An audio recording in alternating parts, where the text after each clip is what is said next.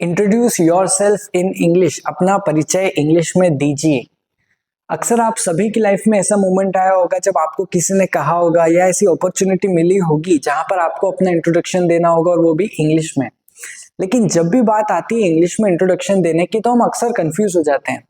अपने इंट्रोडक्शन में किन किन चीजों का ध्यान रखना है, किन किन चीजों को अपने इंट्रोडक्शन में नहीं ऐड करना है। बहुत सारा हम ऐसे कंफ्यूज होते रहते हैं, यार मेरा इंट्रोडक्शन बहुत छोटा रह गया, ऐसा हो गया वो हो गया, मैं अपना इंट्रोडक्शन इंग्लिश में कभी दे ही नहीं सकता। ऐसा भी लोग बहुत सारे ऐसे चिंतित रहते हैं। इस वीडियो में हम देखने वाले हैं स्टेप बाय स्टेप प्रोसेस में पूरा इंट्रोडक्शन आपको किन किन चीजों का ध्यान रखना है, किन किन चीजों को नहीं इंक्लूड करना है और सारी चीजें देखने वाले हैं। और इस वीडियो के एंड में आप सभी को अपना पर्सनल इंट्रोडक्शन भी मिलने वाला है, तो इस वीडियो के एंड तक बने रहे। बिल्कुल एक कॉपी पेन ले लें अपने साथ में, मैं सारे पॉइंट्स बताने वाला हूँ, एक एक करके उनको लिखें और मेरे साथ साथ इस वीडियो में चलते रहें। ठीक है, कॉपी पेन फटाफट ले लें, आगे चलते हैं। अब हम बात करते हैं सबसे पहले, आगे जाने से पहले हम बात करते हैं स्टेप बाय स्टेप प्रोसेस की क्या जरूरत है हमें इंट्रोडक्शन में। क्योंकि अगर मैं आपको ये बताऊं कि इस वीडियो के अंदर मैं आपको एक पेज दे देता हूं, ठीक है, जिसमें एक इंट्रोडक्शन लिखा है। अब वही इंट्रोडक्शन 100 लोगों ने, 1000 लोगों ने लिख लिया, ठीक है, क्या वो इंट्रोडक्शन आपका पर्सनल खुद का इंट्रोडक्शन होगा? क्योंकि वही सेम इंट्रोडक्शन तो अब 1000 लोग बोलने वाले हैं, तो फिर आपका पर्सनल इंट्रोडक्शन कहाँ हुआ? इसी वजह से हम एक एक स्टेप बाय स्टेप मेथड के थ्रू देखने वाले हैं ताकि आपका खुद का एक पर्सनल इंट्रोडक्शन बन सके। ठीक है, अब फटाफट चलते हैं सबसे पहले पॉइंट की ओर, जिसका नाम है ग्रीटिंग। मैं फिर कह रहा हूं कि आप एक कॉपी पेन ले लें, सारे पॉइंट्स को आप हेडिंग लिखें, सबसे पहले नंबर डाल के ग्रीटिंग्स, और उसके बाद स्टेप बाय स्टेप लिखते चले जो जो मैं बता रहा हूं। ठीक है, अब आप जब अपना इंट्रोडक्शन देते हैं तो सबसे पहले एक अच्छा इंट्रोडक्शन की खासियत ये होती है कि उसमें हम ग्रीट करते हैं। अगर मेरे सामने, मैं स्कूल में हूँ, मैं कॉलेज में हूँ, मैं कहीं भी प्रेजेंटेशन दे रहा हूँ, सबसे पहले मैं ग्रीट करता हूँ। किस तरह से ग्रीट करते हैं हम? Good morning everyone, good morning to everyone, good afternoon, good evening, जो भी टाइम हो रहा है। या फिर अगर आप एक फॉर्मल की जगह एक इनफॉर्मल ओकेशन पे हैं या कहीं पे भी अपने दोस्तों के साथ हैं, तो हम वहां पे क्या बोल देते हैं? हेलो, हाय, इस तरह से हम बोलते हैं। ठीक है, सबसे पहला पॉइंट क्या है? ग्रीटिंग। ग्रीटिंग किस तरह से करते हैं हम? गुड मॉर्निंग करते हैं, गुड आफ्टरनून, गुड इवनिंग करते हैं। अगर दोस्तों के साथ हैं तो आप हाय हेलो कर सकते हैं। ठीक है, चले सेकंड पॉइंट की ओर। ठीक है, सेकंड पॉइंट है नेम। अब यहाँ पर एक खास बात होती है कि जब आप फॉर्मली अपने आप को इंट्रोड्यूस करते हैं, गुड मॉर्निंग ग्रीट कर दिया आपने, उसके बाद हम कहते हैं थैंक यू। पहले हम एक पॉइंट इससे भी ऐड करते हैं, क्या हम उससे थैंक करते हैं कि thank you so much for giving me this opportunity to introduce myself. हमने भी ये पॉइंट इंक्लूड किया है, लेकिन हम ये जो पॉइंट है वो एंड में बोलने वाले हैं। ठीक है, तो हमने सबसे पहले अपने ग्रीट किया एंड देन हमने नेम के साथ स्टार्ट किया। My name is dash and mine I am dash. अब यहाँ पे कुछ लोग अब यहाँ पे आपको लग रहा होगा कि यार ये तो बहुत ईजी है, इसमें क्या है? सबसे ज्यादा जो बच्चे कंफ्यूज होते हैं ना, वो इसी पॉइंट में होते हैं। माई सेल्फ लगाऊं कि आई एम लगाऊं कि क्या लगाऊं, माई नेम इज लगाऊं, कैसे लगाऊं?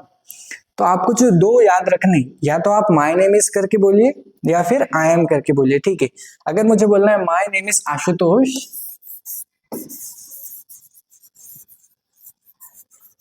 ठीक है, यहां पर आप बोल सकते हैं माई नेम इज आशुतोष। और अगर मुझे आई एम करके बोलना है तो मैं क्या बोलूंगा? आई एम आशुतोष।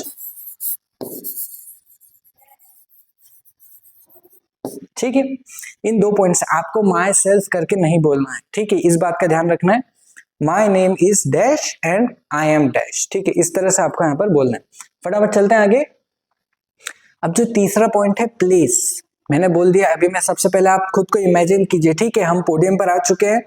मैंने सभी लोगों को, मेरे सामने अगर 1000 लोग बैठे हैं तो मैंने सबसे पहले उन्हें ग्रीट किया, देन मैंने बताया अपना नाम कि आई एम आशुतोष, और अब मैं आगे बताने वाला हूं। तो अब मैं क्या बता रहा हूं? मेरी प्लेस, कि मैं किस प्लेस से आ रहा हूं। अब मैंने बोला आई एम फ्रॉम डैश, या इट इज। अब सबसे पहले, अब जैसे बहुत सारे लोग, कोई इंदौर से है, कोई उज्जैन से है, कोई किसी गांव से है, कोई पता नहीं कहाँ से, कोई मुंबई से है, कोई पुणे से। किस तरह से बोलते हैं अपन? हम कहते हैं आई एम फ्रॉम इंदौर। अगर आप इंदौर से हैं तो आप किस तरह से बोलेंगे? आई एम फ्रॉम इंदौर। मैं इंदौर से हूं, आपकी सिटी, आपका विलेज, आपका जो भी, आप जहां से भी हैं, अगर आप पुणे से हैं, अगर आप मुंबई से हैं, अगर आप दिल्ली से हैं, तो आप क्या कहेंगे? आई एम फ्रॉम दिल्ली, मैं दिल्ली से हूं, आई एम फ्रॉम दिल्ली। और अगर आपको जैसे ये जो नीचे मैंने कहा है ऑप्शनल, कि जैसे क्या होता है कि हम थोड़ा सा एड ऑन करते हैं, हम थोड़ा सा अपने इंट्रोडक्शन को बढ़ा रहे हैं। ठीक है, छोटा नहीं लगना चाहिए ना। तो मैंने कहा कि आई एम फ्रॉम इंदौर, और अगर इंदौर किसी चीज के लिए फेमस है तो मैं वो चीज भी बताऊंगा कि good morning everyone, I am Ashutosh, I am from Indore, it is known as the cleanest city of India. ठीक है, तो मैं यहाँ पे बोलूंगा कि it is known as the cleanest city of India. अगर आपका सिटी या आपका जो भी टाउन है, जो भी अगर किसी चीज के लिए फेमस है तो आपको वो जरूर मेंशन करना है कि वो इस चीज के लिए फेमस है। आगे चले, ठीक है। Age and family. अब एज एंड फैमिली सबसे ज्यादा कंट्रोवर्शियल पॉइंट है कि यार अब बहुत सारे लोग कहते हैं कि जब भी हम एक फॉर्मल इंट्रोडक्शन दे रहे होते हैं ना, या जैसे आप एज्यूम कीजिए कि मेरे सामने अभी बहुत सारे 100 लोग बैठे हैं, ठीक है। अब मुझे उनको ये बताना जरूरी नहीं समझ है कि यार मुझे मेरे फैमिली में कितने लोग हैं, या मेरे फैमिली के बारे में, या मेरी एज के बारे में।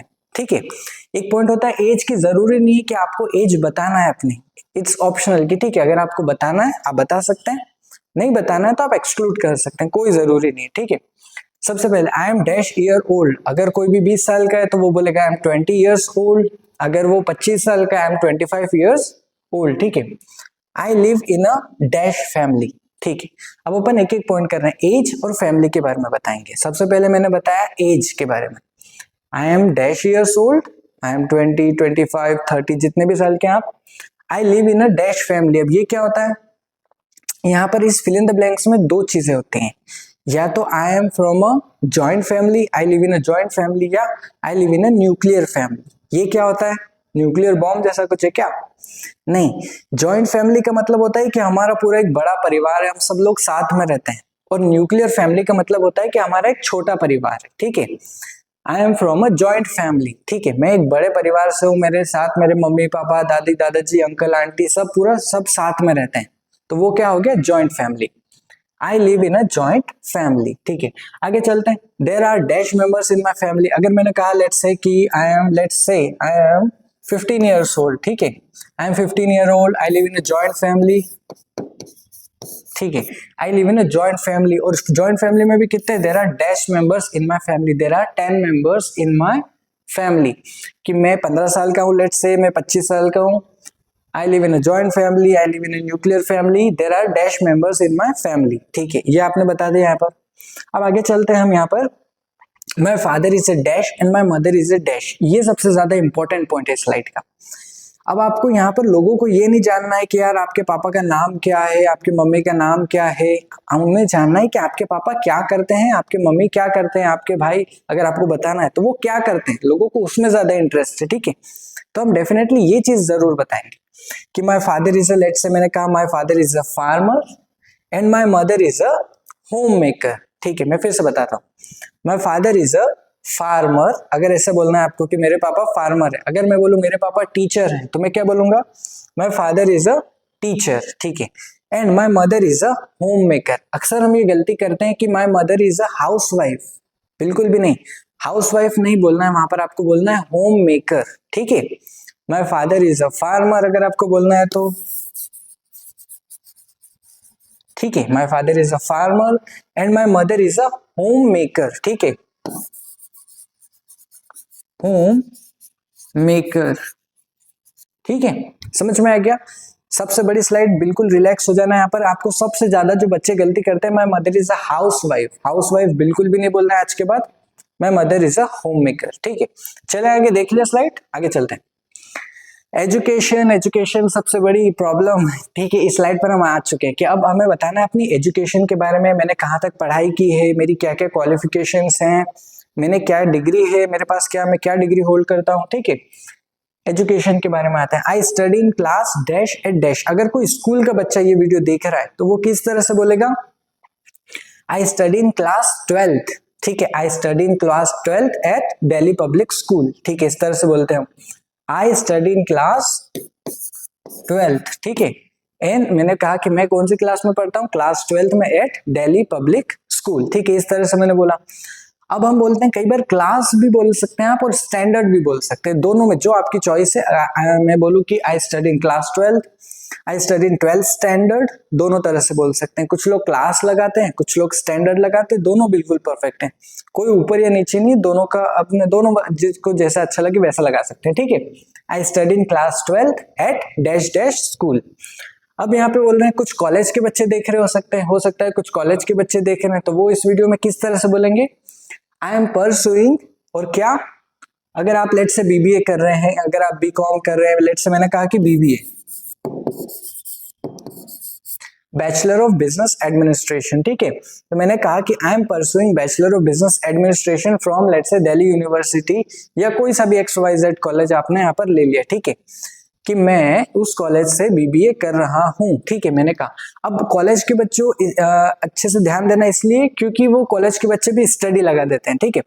एक 12th वाला बच्चा क्या कह रहा है कि आई स्टडी इन क्लास 12th, ठीक है, तो कॉलेज वाले बच्चे ने बोल दिया आई स्टडी बीबीए, इस तरह से या ऐसे आई स्टडी बीटेक या आई एम स्टडीइंग बीटेक, इस तरह से नहीं बोलना है आपको। अगर आप कॉलेज में हैं तो आपको परसुइंग लगाना है, ठीक है। स्पेलिंग ध्यान से याद रख लेना, देख लेना स्पेलिंग में गलती मत करना। इसको हम कैसे बोलते हैं, कॉलेज के बच्चे हैं अगर, तो I am pursuing BBA from dash dash dash college, ठीक है, समझ में आ गया, ये आ गया। इस तरह से आपको अपनी एजुकेशनल क्वालिफिकेशन इस तरह से यहाँ पर बताना है। अब हम बात करते हैं योर प्रोफेशन। अब डेफिनेटली बहुत सारे बच्चे होंगे जो क्लास 12th तक के हैं, स्कूल में पढ़ रहे हैं, बहुत सारे बच्चे होंगे जो ग्रेजुएशन कर रहे हैं अभी कॉलेज में, पर बहुत सारे बच्चे हैं जो अभी जॉब कर रहे हैं, बहुत सारे लोग हैं जो जॉब कर रहे हैं, कुछ ना कुछ काम कर रहे हैं, तो वो किस तरह से बताएंगे अपने आप को, योर प्रोफेशन। अब उसमें बताना है कि I am a dash, let's say अगर आप टीचर हैं तो आप क्या बोलेंगे, आई एम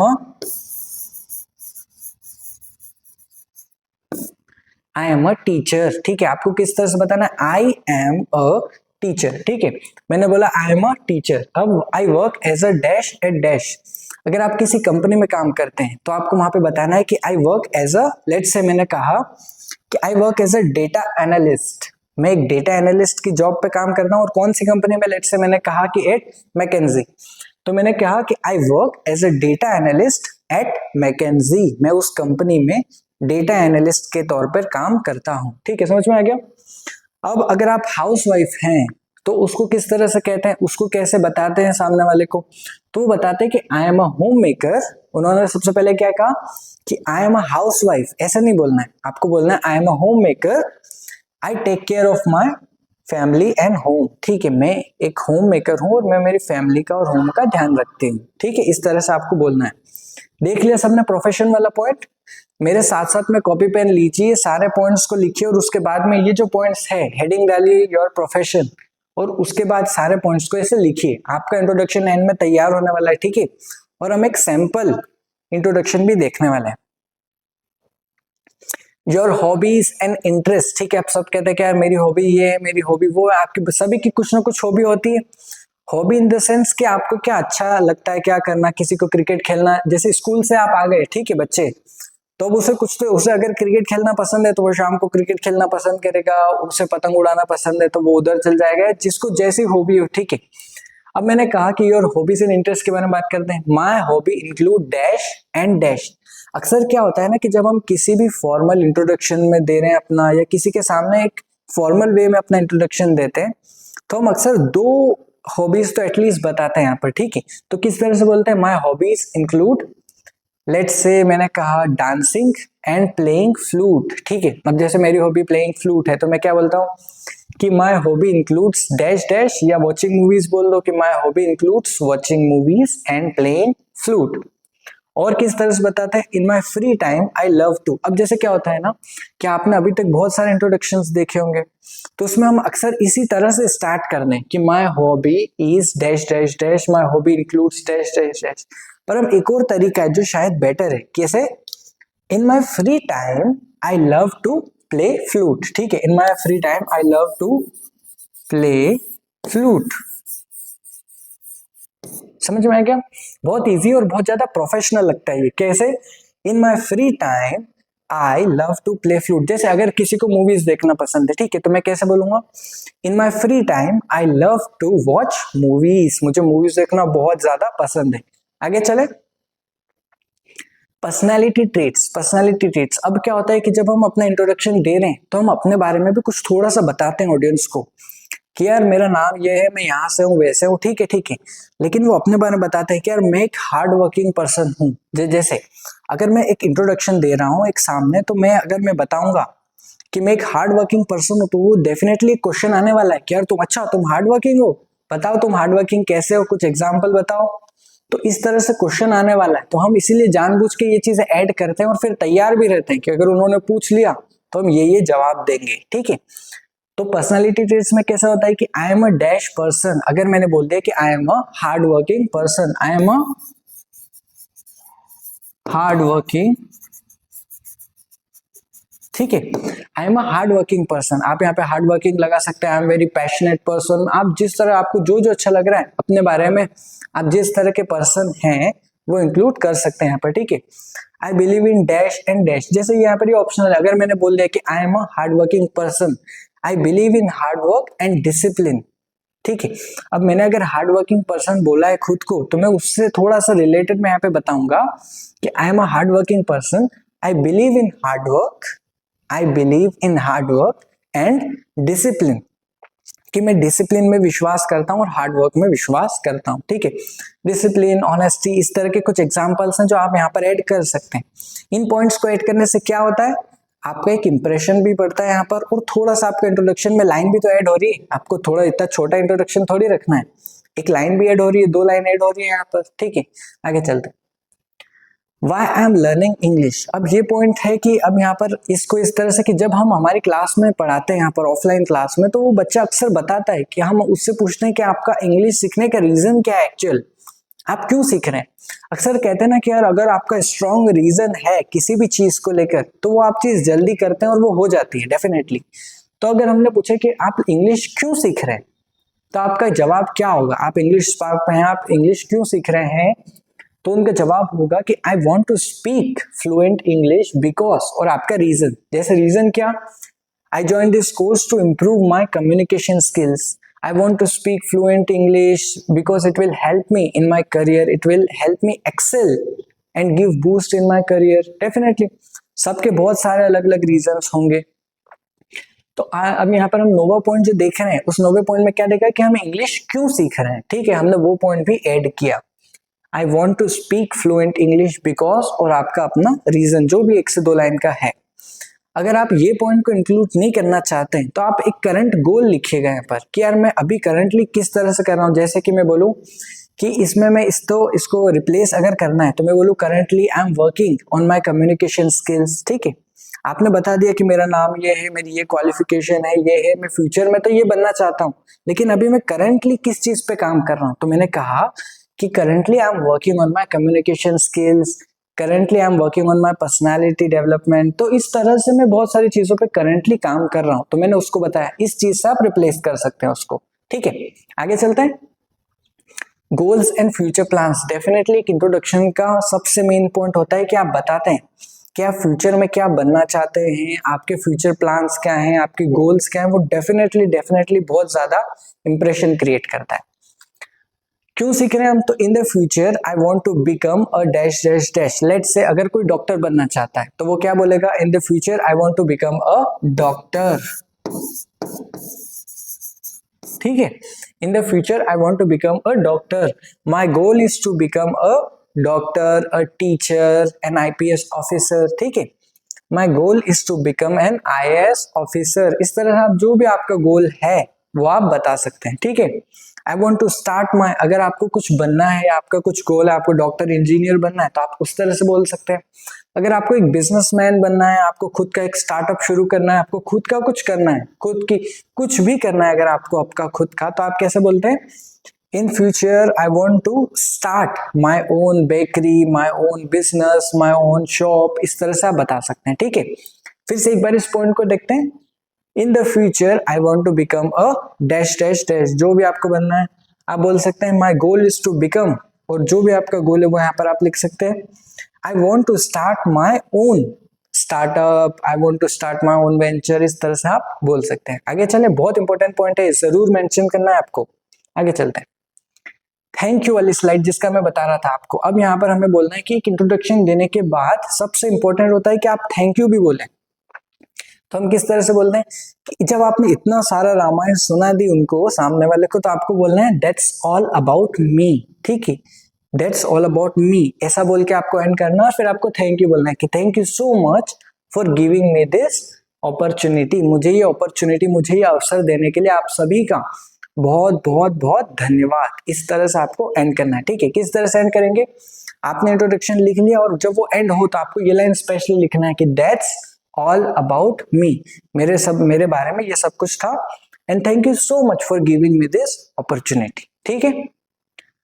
अब एक सैंपल इंट्रोडक्शन देख लेते हैं। सबसे पहले आपने सारे इतने पॉइंट्स लिख लिए तो आपको खुद का एक सैंपल इंट्रोडक्शन बनाना है पहले, तो कितने सारे पॉइंट्स को जोड़ लीजिए और अपना इंट्रोडक्शन बनाइए, ठीक है। एक सैंपल इंट्रोडक्शन देख लेते हैं।